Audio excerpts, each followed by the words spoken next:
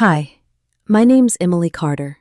I'm 29 years old, and I'm about to tell you a story that changed how I see my entire family forever. It all started with my grandfather's funeral. He was the only person in my family who truly saw me. Growing up, he was my safe place, the one who told me I was smart, capable, and worthy, even when the rest of the family made me feel invisible. When he passed away last October, I expected to feel grief, but what I didn't expect was betrayal. A betrayal so calculated, so heartless, that even now, months later, I still feel the sting of it. But let me take you back, because to understand what happened, you need to know a little about my family. I grew up in a well-off suburb just outside of Denver. My parents were never cruel. They just had very clear priorities. My older brother Nathan was always the golden child. Star athlete, straight A's, followed dad into the family business. Everything he touched was celebrated. And me? I was the quiet one, the artsy one, the one who preferred books to basketball, who studied literature instead of finance, who worked 3 jobs after college because I wanted to write instead of do something real. My parents didn't understand me, and they didn't try to, but Grandpa did. His name was Walter Carter. He was a retired history teacher with a dry sense of humor and a deep love for jazz records and crossword puzzles. Every Sunday, while my parents were off golfing or networking, he'd take me to the local bookstore, let me pick out any book I wanted, and then we'd sit on a bench downtown with hot chocolate and just talk. He was the first person who ever read my stories and told me they were good. Not just cute or nice, good. When I got into a small MFA writing program in Oregon, he was the only one who said go. Everyone else told me it was a waste of time. I see more strength in you than anyone else in this family ever will, he once told me when I was 23, right before I left. I won't be around forever, Em, but I hope one day you'll realize just how much you matter. Fast forward 6 years. I'd come home a few times for holidays, but I always felt like a visitor in my own house. Nathan got married, had a baby, and basically moved into our parents' inner circle. I stayed out west, working as an editor, living modestly, and keeping my distance. But when I got the call that Grandpa had passed away peacefully in his sleep, I booked a flight home without hesitation. I cried on the plane, not just because I'd lost him, but because I knew that with him gone, my last real tether to home was gone too. The funeral was exactly what I expected. Polished, respectable, and cold. Everyone dressed in black, speaking in hushed tones, making small talk over cucumber sandwiches. No one really cried, not even Nathan. I remember standing by the casket, staring at Grandpa's peaceful face, feeling like the world had gone silent. He looked smaller. Like the weight of keeping this family sane had finally left him. That's when Aunt Linda approached me, Grandpa's oldest daughter. "Emily," she said, giving me one of those fake hugs where only your shoulders touch. "There's going to be a reading of the will tomorrow. Just immediate family, you understand." I nodded, even though something about her tone felt off. The next morning, I arrived at the lawyer's office 10 minutes early. My parents were already there, along with Nathan, his wife Claire, Aunt Linda, and Uncle George. We sat in silence for a few minutes before Mr. Harris, Grandpa's longtime attorney, entered the room. He looked older than I remembered, tired. "Thank you all for coming," he began. "Walter was very clear in his wishes, and I intend to honor them to the letter." He opened a thick folder and began reading. Nathan received Grandpa's vintage record collection, something he'd admired but never really valued. My parents were left a sizable sum, along with the vacation cabin in Estes Park. Aunt Linda got a family heirloom painting. Uncle George got some stocks. And then there was me. "To my granddaughter, Emily," Mr. Harris read aloud. "I leave the envelope labeled 'For Emily's eyes only.' along with my library and writing desk. She'll know why. There was a pause. My father cleared his throat. Wait, what envelope? Mr. Harris pulled out a sealed manila envelope and handed it to me. The moment my fingers touched it, I felt it. A weight, a truth, a goodbye. The room was silent. I looked around and saw it, the discomfort, the glances between my father and Aunt Linda, the tightness in Nathan's jaw. Someone knew what was in that letter, and they didn't want me to read. I slipped the envelope into my coat pocket without opening it. Not yet. There were too many eyes in the room, too much tension crackling just beneath the surface. I needed space to breathe, to think. But as I stood to leave, my aunt's voice cut through the silence like a blade. "You don't need to read that," she said quickly. Too quickly. "It's probably just something sentimental.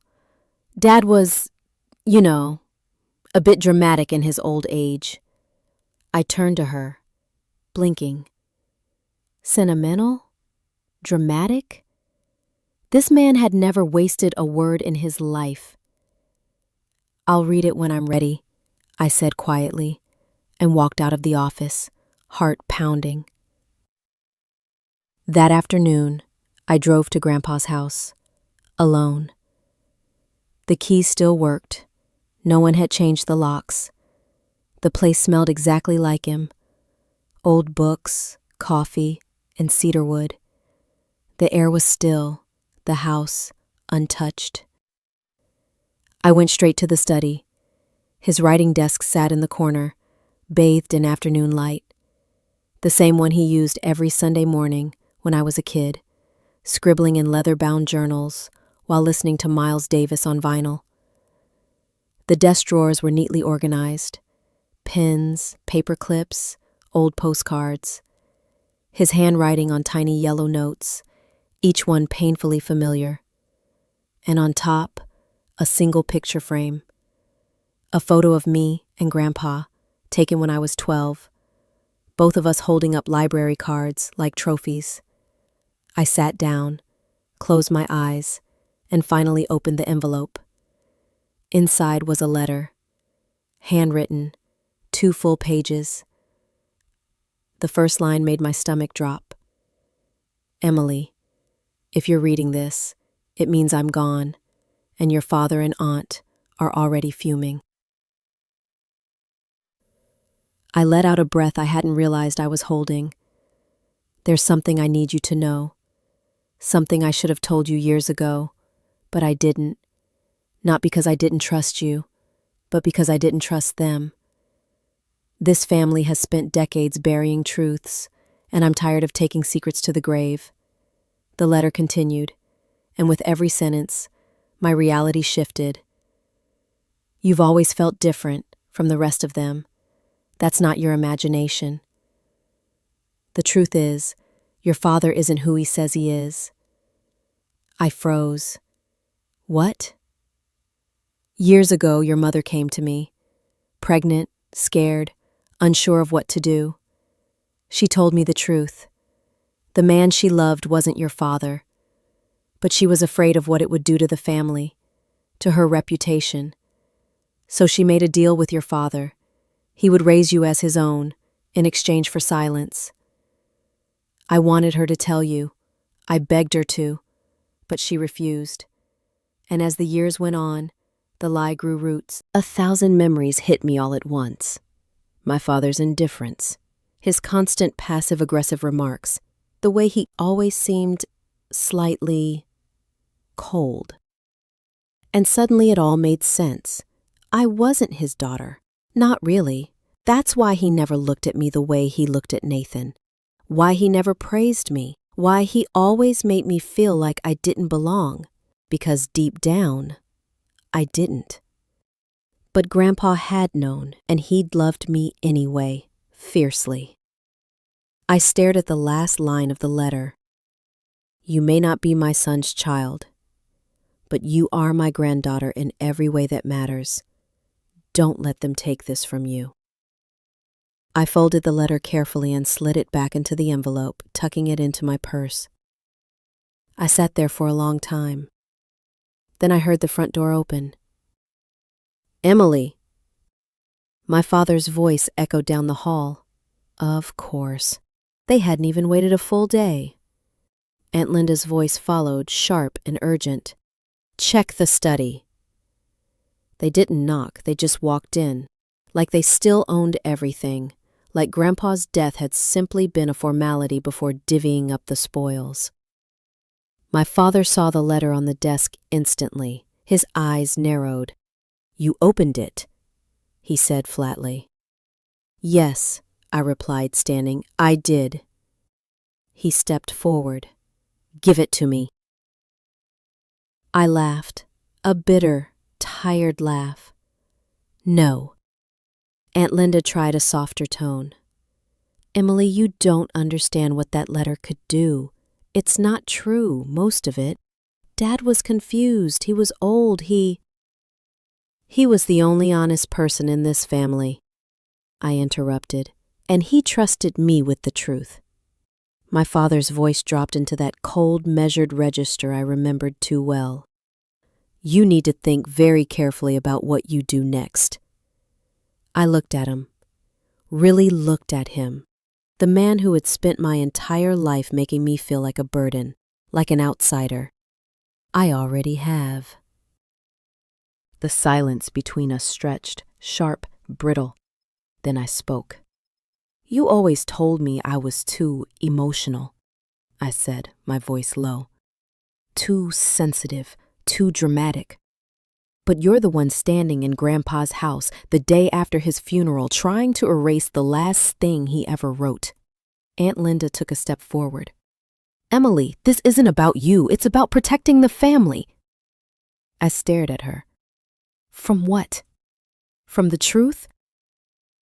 She opened her mouth, but no words came. Just a flicker of something behind her eyes, fear, maybe, or shame, if she even still felt it. My father clenched his jaw. "If you go public with that letter, if you say anything, people will talk. Your mother's memory will be dragged through the mud." "She's already dead," I said. "And you already dragged her through enough when she was alive." His eyes darkened. "You think you're better than us? You're nothing without this family's name. Everything you have, your education, your connections, it came from us." I felt something inside me harden, snap clean in two. "No," I said. "Everything I have, I built in spite of this family, not because of it." I left the house that day and didn't look back. For the next few weeks, I avoided family calls, ignored messages, declined invitations to the reading of the full will, which they tried to reschedule without me. I knew what they were trying to do, freeze me out, pressure me into silence. Like they'd done to anyone who ever threatened the Carter reputation. But I wasn't that scared, compliant girl anymore. I was Emily, and I had a voice. 2 weeks later, I sat in a lawyer's office, my lawyer. She reviewed the letter carefully, then looked at me across the desk. "This could change everything, Emily, not just emotionally, legally." I nodded. "I know." "Do you want to contest the will?" That was the question. Grandpa had left me a letter, but had he changed his legal documents too? Or had he known the family would never honor his wishes? Either way, I didn't want the money. I wanted something else. "I want to tell the truth," I said.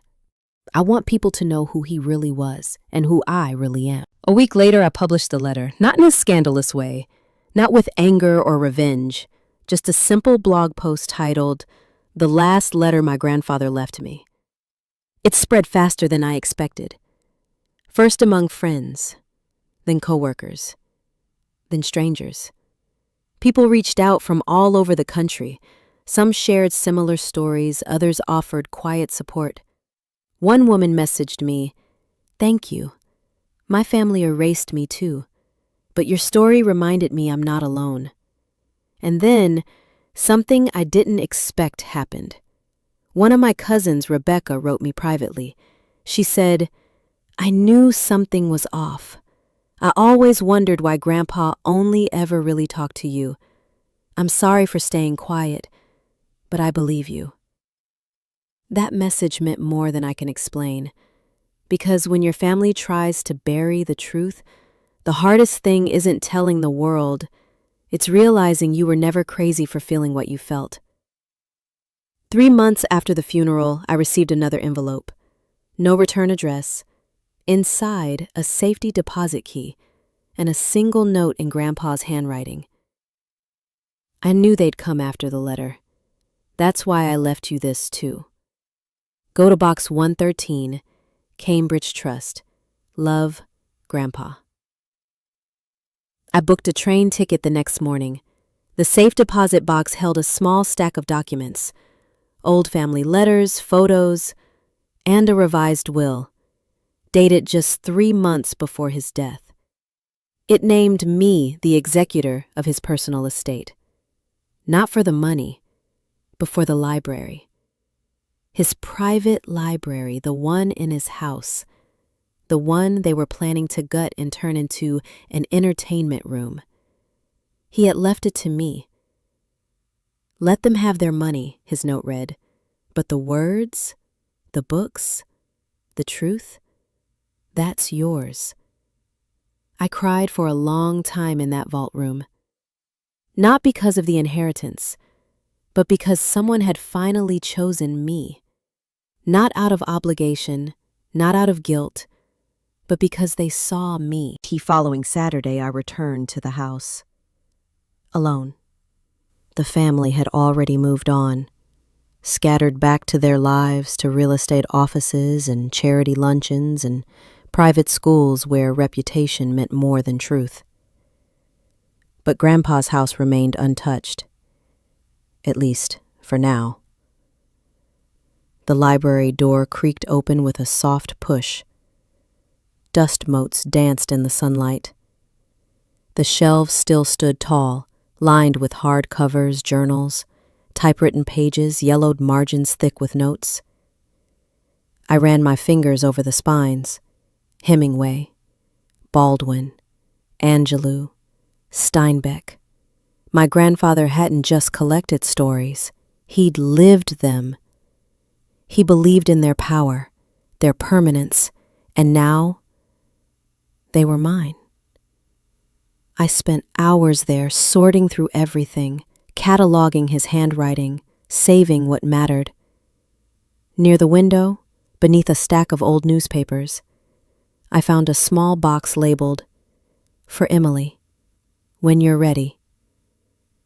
Inside, a cassette tape and a dusty old player. I pressed play, and there was his voice, steady, warm, cracking in places. "Hi, kiddo. If you're hearing this, it means I didn't make it. Or maybe I did, but forgot where I left this thing. Either way, I wanted to say some things the letter couldn't carry. I know the truth about your parentage shook you. I know it hurt. And I'm sorry.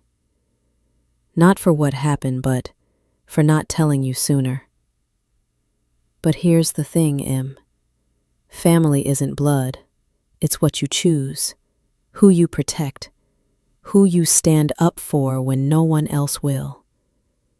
You've been my granddaughter since the moment you looked at me at age 3 and said, 'Grandpa, you're sitting in my chair.' And I've never been prouder of anyone in my life.